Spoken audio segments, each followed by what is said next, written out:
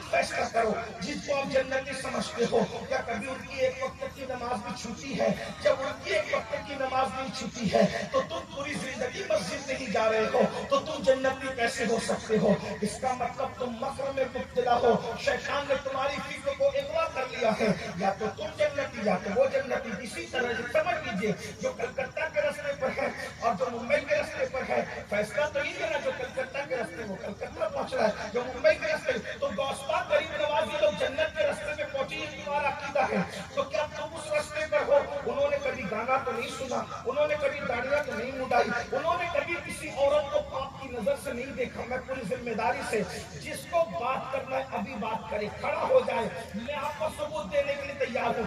غوث پاک نے کبھی کسی نامحرم عورت پر نظر ڈالی؟ غریب نواز نے کبھی کسی نامحرم عورت پر نظر ڈالی؟ پھر تم لڑکیوں کے ساتھ ناجائز دوستی کر کے جنتی کیسے ہو سکتے ہو؟ وہ نگاہوں کی حفاظت کر کے جنتی ہے، تم نگاہوں کو پاپی بنا کر جنتی کیسے ہو سکتے ہو؟ وہ گانا سننے سے بچتی ہے جنتی ہے، تم گانا سن کر جنتی کیسے ہو سکتے ہو؟ وہ مسجدوں کو آباد کر کے جنتی ہے، تم مسجدوں کو ویران کر کے جنتی کیسے ہو سکتے ہو؟ مجھے بتاؤ۔ اللہ کے سچے رسول صادق اور مصدوق صلی اللہ علیہ وسلم فرماتے ہیں من ترک الصلاۃ متعمدا فقد کفر، جس نے جان بوجھ کے نماز چھوڑ دی وہ کفر کی حد تک پہنچ گیا۔ یہاں تک فرمایا تمہارے میرے سچے رسول نے کہ جو جان بوجھ کے نماز چھوڑتا ہے اس کا نام جہنم کے دروازے پہ لکھ دیا جاتا ہے، اور جس کا نام جہنم کے دروازے پہ لکھا جا رہا ہے وہ جہنم میں جائے گا، اس کو جہنم میں داخل کیا جائے گا۔ ایک بار جہنم کے دروازے پہ نام آ جائے تو جہنم میں جائے گا۔ جس کا نام ایک دن میں 5 بار آ رہا ہے، جس کی بیوی کا نام ایک دن میں 5 بار لکھا جا رہا ہے، مجھے بتاؤ کیا رسول اللہ کے فرمان پہ تم یقین نہیں کرتے؟ اگر یقین نہیں کرتے تو تم کیسے مسلمان ہو؟ اور اگر یقین رکھتے ہو تو پھر تم سوتے کیسے ہو چین سے؟ تمہیں نیند کیسے آتی ہے؟ تم ہنستے کیسے ہو؟ تم کھاتے کیسے ہو؟ اس لیے کہ پولیس کے رجسٹر میں نام آ جائے تو ہماری نیندیں اڑ جاتی ہے، ایک بار پولیس کے رجسٹر میں آنے پر نیند نہیں آتی۔ حالانکہ پولیس کے غلام رشوت لے کے بھی کاٹ دے گا، سورسز کی بنیاد پہ بھی کاٹ دے گا، کوئی بڑے آدمی کو لے جاؤ تو بھی کاٹ دے گا، لیکن مجھے بتاؤ جہنم کے دروازے پہ جو نام لکھا گیا ہے کیا رشوت کی بنیاد پہ کٹ سکتا ہے؟ کیا کسی کے سورسز کی بنیاد پہ کٹ سکتا ہے؟ مجھے بتاؤ مسلمانوں، آپ سے میں بڑی معذرت کے ساتھ کہہ رہا ہوں، آپ قادری بن گئے، چشتی بن گئے، نقشبندی بن گئے، سہروردی بن گئے، رضوی بن گئے، اشرفی بن گئے، مداری بن گئے، وارثی بن گئے، رفاعی بن گئے، کیا وہ مسلمان بھی بنے ہو جو رسول اللہ نے بنانے کے لیے آئے تھے؟ ابھی پہلے وہ مسلمان بننے کی ضرورت ہے۔ میرے بھائیوں، بڑی معافی کے ساتھ برا مت ماننا، اللہ کے رسول علیہ السلام نے جو دین دیا تھا اس دین میں کیا ہے؟ صحابہ کہتے ہیں ہم جس کو نماز پڑھتے دیکھتے تھے اس کو مسلمان مانتے تھے، اور جو نماز نہیں پڑھتا تھا ہم اس کو مسلمان نہیں سمجھتے تھے۔ صحابہ کے نزدیک آپ اپنا ایمان ثابت نہیں کر سکتے، قیامت کے دن اللہ کے نزدیک اپنا ایمان کیا ثابت کرو گے؟ میں ڈائریکٹ بے نمازیوں کو کافر نہ مانتا ہوں، نہ کہہ رہا ہوں، نہ کہہ سکتا ہوں، لیکن اتنا ضرور ہے صحابہ کا موقف تو دیکھو، صحابہ کا فتویٰ تو دیکھو۔ آپ فتویٰ بہت بات کرتے ہو، اس مولوی پر اس مولوی کا یہ فتویٰ، اس مفتی پر اس مفتی کا یہ فتویٰ، وہ بے نمازیوں صحابہ نے تم پہ کیا فتویٰ لگایا ہے؟ تمہیں اپنے آپ میں لگنے والے فتوے کا خیال نہیں ہے؟ مجھے بتاؤ تو صحیح میرے بھائیوں، سارے فتوے سراخوں پر ہے، لیکن صحابہ جو بے نمازی میں فتویٰ دے رہے، رسول اللہ جو بے نمازی فتویٰ دے رہے، میرے آقا نے صحابہ سے فرمایا اے میرے صحابہ، توجہ کرنا توجہ، یہ جو آپ کے دماغ میں خط ہے نا کہ حضور ہاتھ پکڑ کے جنت میں لے جائیں گے، یقیناً میرے سرکار کی شان ہے، وہ جس کا ہاتھ پکڑ لے وہ جنت میں، بلکہ میرے امام تو کہتے ہیں حضور ہاتھ پکڑنا تو بہت بڑی بات ہے۔ امام کہتے ہیں ایک میں کیا میرے رشتہ کی حقیقت کتنی، ایک میں کیا میرے رشتہ کی حقیقت کتنی، مجھ سے 100 لاکھ کو کافی ہے اشارہ، ہاتھ پکڑنا بڑی بات ہے، صرف وہ اشارہ کر دے تو مجھ جیسے کروڑوں لوگ بے حساب جنت کی راہ میں مسافر بن جائیں۔ لیکن ایک بات پوچھنا چاہتا ہوں، رسول اللہ فرما رہے ہیں اپنے صحابہ سے اے میرے صحابہ، نماز نہیں پڑھتا اس کے ساتھ مت بیٹھا کرو، اس کے پاس مت بیٹھا کرو۔ کون کہہ رہا ہے؟ حضور صلی اللہ علیہ وسلم۔ بھائیوں معذرت چاہتا ہوں، شاعری کی دنیا الگ ہے اور حدیث کی دنیا الگ ہے۔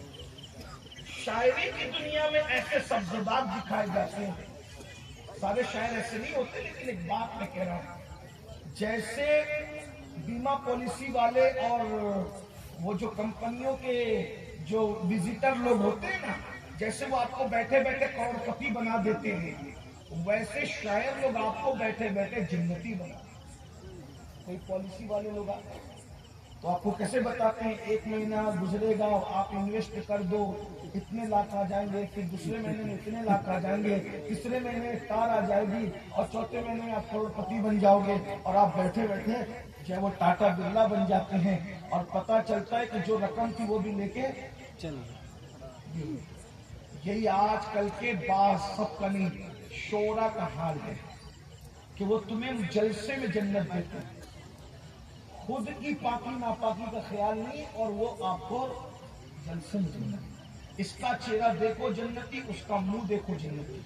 او بھائیو، جس کے منہ دکھا دکھا کے جنت بانٹ رہے ہو، اس کے ایمان کے خاتمے کی بھی کوئی گارنٹی ہے آپ کو؟ بتاؤ۔ غوث پاک جیسا شخص رو رہا ہے یہ کہتے ہوئے کہ جس دن عبد القادر کا خاتمہ ایمان پر ہوگا اس دن اس کی عید ہوگی۔ فرمایا ہمیں مبارکباد اس دن دینا عید کی جس دن ہمارا ایمان پر خاتمہ۔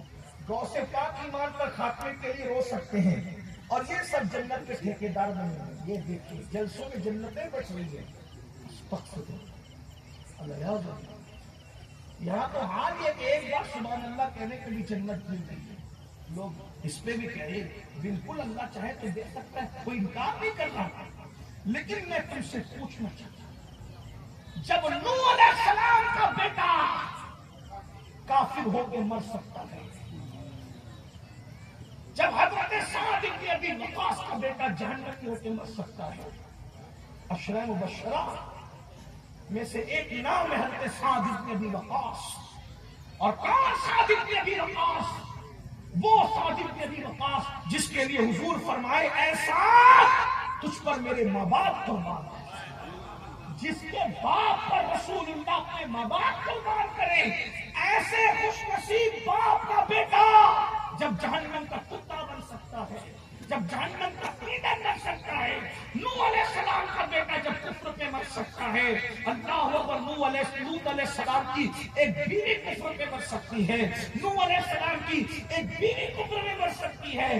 بتاؤ بھائیو، ہم کون سے سرخاب کے پر لے کر کے آئے ہیں کہ ہم سیدھا جنت میں جائیں گے؟ ذرا بتائیے تو صحیح۔ اللہ کے رسول صلی اللہ علیہ وسلم اپنے صحابہ سے فرما رہے اے میرے صحابہ، بے نمازیوں کی صحبت میں نہیں بیٹھنا، کیونکہ بے نمازی جہاں بھی بیٹھتا ہے آسمان پر اللہ اس پر، آسمان سے اللہ اس پر لعنت نازل فرماتا ہے۔ اور میرے آقا صحابہ سے کہتے ہیں صحابہ میرے، بے نمازی کو بھیک بھی مت دینا، بے نمازی کو زکات بھی مت دینا۔ اور میرے آقا علیہ السلام، اس کا مطلب اگر تم اور ہم صحابہ کے دور میں ہوتے تو صحابہ ہم سے بات بھی نہ کرتے، کیونکہ وہ کہتے ہیں میرے پاس تو نماز ہی نہیں پڑھتا، میرے محبوب نے مجھے منع کیا تیرے ساتھ بیٹھنے کے۔ بتاؤ یہ اسٹیٹ میں بٹھا رہے ہو نا آج 1450 سال، اچھے دنیا سے چلے گئے اس لیے بروں کو عزت مل گئی۔ اچھوں کا دنیا سے چلے جانا بروں کو معزز بنا دیتا ہے ہمیں، ورنہ میں تو ڈرتا ہوں پتہ نہیں صحابہ کی ساتھ کے دور میں ہم ہوتے وہ ہمیں مسلمان بھی سمجھتے کہ نہیں سمجھتے۔ اب بتاؤ جب صحابہ کا معیار اتنا سخت ہے کہ ان کے نزدیک میں اپنا ایمان ثابت کر پاؤں گا کہ نہیں پاؤں گا، تو صحابہ سے بڑا معیار تو رسول اللہ کے یہاں ہے، اور رسول اللہ کے یہاں سے بڑا معیار کس کے یہاں ہے؟ اس غیور اور دانا خدا کے یہاں ہے۔ تمہیں ڈر نہیں لگتا میدان محشر سے؟ کہتے ہو کہ جو ہوگا قیامت میں دیکھیں گے، اور کیا دیکھو گے قیامت میں؟ جہاں پر جب وہ جبریل کلام نہیں کر سکیں گے. جہاں پر بزرگوں کے کتنا کورسوں میں آئے ہو, سلطان العارفین سیدنا بایزید بستامی رحمت اللہ علیہ. یہ کون بایزید بستامی تمہیں پتا ہے؟ حضرت سید الطائفہ جنید بغدادی کہتے ہیں کہ جو مقام جبریل کو فرشتوں میں حاصل ہے وہ مقام اللہ نے ولیوں میں جو وہ بایزید کو عطا فرمایا ہے. حضرت بایزید بستامی کو خون کا پیشاب ہوتا تھا, خون کا. مریدوں کو پتا چلا, کہتے خون کا پیشاب آپ کو ہو رہا ہے, اچھے ڈاکٹر سے حکیم سے علاج کرا لو. تو بایزید بستامی کہتے ہیں کوئی حکیم اور ڈاکٹر میرا علاج نہیں کر سکے گا. کہا کیوں؟ کہا یہ جو خون کا پیشاب ہو رہا ہے وہ کسی بیماری کی وجہ سے نہیں ہو رہا ہے, یہ خون کا پیشاب اس لیے ہو رہا ہے کہ بچپن میں مجھ سے ایک گناہ ہو گیا تھا, ایک گناہ بچپن میں ہو گیا تھا. علماء سے پوچھو بچپن کے گناہ کی حیثیت کیا ہے؟ نابالغ پن میں جو گناہ ہوتا ہے اس کا کوئی حساب نہیں ہونا. لیکن یہ اللہ والے ہیں جن کے رتبے ہیں سوا, ان کو سوا مشکل ہے. جن کو جنت کی خوشبو بھی نہیں ملے گی وہ جنت کے ٹھیکیدار بن کے بیٹھے, اور جو جنتی ہے ان کو خون کا پیشاب کیوں ہو رہا ہے؟ کہتے ہیں بچپن میں ایک گناہ ہو گیا تھا. اب جب مجھے یاد آتا ہے اس گناہ کا حساب مجھے اللہ کو دینا ہے, میں سوچتا ہوں کہ جب اللہ مجھ سے اس میرے گناہ کے بارے میں مجھ سے پوچھے گا کہ بایزید بتا, تیفور بتا, تو نے یہ گناہ بچپنے میں کیوں کیا تھا, تو میں اپنے اللہ کو کیا جواب دوں گا؟ اس تصور سے کہ کیا جواب دوں گا, میرا جگر پگھل پگھل کر کے بہ رہا ہے, مجھے خون کا پیشاب نہیں ہو رہا ہے بلکہ اللہ کے خوف سے میرا جگر پگھل پگھل کر کے بہ رہا ہے. میں پوچھنا چاہتا ہوں بایزید سلطان العارفین کا جگر جواب دہی کے تصور سے بہ رہا ہے. زنا کرنے والے جنت کے ٹھیکیدار بن کے بیٹھے ہیں, حرام لقمے کھانے والے, حرام دھندے کرنے والے جنت کے ٹھیکیدار بن کے بیٹھے ہیں. جو صبح نماز فجر بستر میں ترک کر دیتے ہیں وہ جنت کے ٹھیکیدار بن کے بیٹھے ہیں. جن کو شادی کی خوشی میں قاضی کے پڑھانے کے بعد بھی صحیح کلمہ پڑھنا نہیں آتا وہ جنت کے ٹھیکیدار بن کے بیٹھے ہوئے ہیں. جو عورتوں پر پاپ کی نظریں ڈالتے ہیں, جو گندی فلمیں دیکھتے دیکھتے بستروں پہ سو جاتے ہیں وہ جنت کے ٹھیکیدار بن کے بیٹھے ہیں. اور جنہیں جنت کی بشارت دی گئی ہے وہ راتوں کو مصلی پہ رو رہے ہیں, رو رہے ہیں مصلی پر. اللہ قیامت کے دن میں تجھے کیا جواب دوں گا؟ فارسی کے اندر رو رہے ہیں, اللہ میں تجھے قیامت کے دن کیا جواب دوں گا؟ مولا علی ایسے روتے ہیں مصلی پر قیامت کو یاد کر کے. حدیث پاک میں آتا ہے جیسے کسی عورت کا اکلوتا بچہ مر جائے اب وہ پچھاڑے مار مار کے جنازے پہ روتی ہے, ایسے مولائے کائنات اللہ کے خوف سے رویا کرتے تھے. قیامت کو یاد کر کر کے کسی کہنے والے نے کہا سانپ کا ڈسا ہوا جیسے تڑپ کے روتا ہے, ہم نے مولا علی کو ایسے اللہ کے خوف سے روتے ہوئے دیکھا ہے. اللہ اکبر, کون مولا علی جس کی بیوی کی شان قیامت میں یہ ہوگی, مولا علی کی بیوی کی شان قیامت میں یہ ہوگی. واللہ تاللہ باللہ کسی کی بیوی کی یہ شان نہیں ہوگی جو مولا علی کی بیوی کی شان ہوگی. اعلان ہوگا محشر والو گردنوں کو جھکا لو, آنکھوں کو بند کر لو, فاطمہ بنت محمد بالصراط سے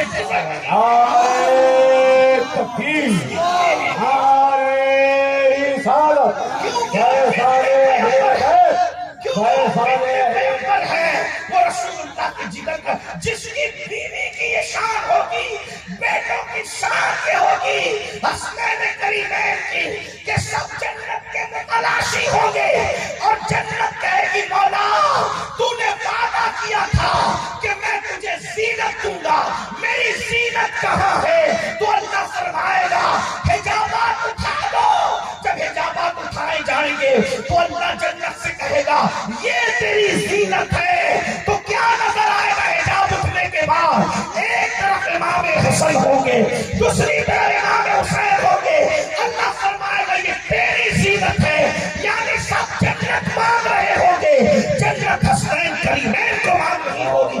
جس کے بیٹے جنت کے جوانوں کے سردار ہیں خود مولا مشکل کشا کی شان یہ ہے. حضرت سیدنا صدیق اکبر کہتے ہیں, کون صدیق اکبر؟ افضل البشر بعد الانبیاء بالتحقیق. صدیق اکبر کہتے ہیں کہ میں نے رسول رسول اللہ سے سنا جب تک علی کسی کو جو ہے وہ ٹکٹ نہیں دیں گے، جب تک علی کسی کو سند نہیں دیں گے، اس وقت تک کوئی پلسرات سے سلامتی سے گزر نہیں سکتا. یعنی سب سلامتی سے گزرنے والے مولا علی کی اجازت سے گزریں گے، ان سے خط لے کے گزریں گے، ان سے چٹھی لے کے گزریں گے.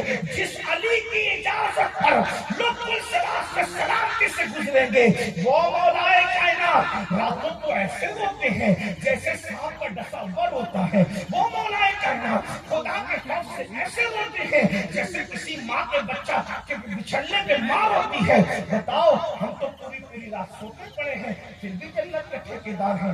میں اپنی گفتگو سمیٹتے ہوئے عرض کروں جہنم سے اپنے آپ کو بچا لو، خرید لو اپنے آپ کو اللہ سے، اپنے آپ کو اللہ سے خرید لو. اپنے آنسوؤں کے بدلے، اپنی عاجزی کے بدلے، اپنی انکساری کے بدلے، اپنے گر گرانے کے بدلے بچا لو اپنی جان کو.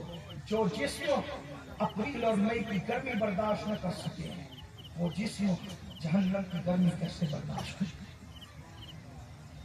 جو کھیت کے بچھو کا ڈنک برداشت نہ کر سکے وہ جہنم کے بچھو کا ڈنک کیسے برداشت کر سکے؟ اپنے آپ پہ رحم کرو. اللہ کہہ رہے قوا انفسکم واہلیکم نارا. راستے اس کے چل رہے ہو جو جہنم کے راستے سیدھا جہنم پہ جا رہے ہیں.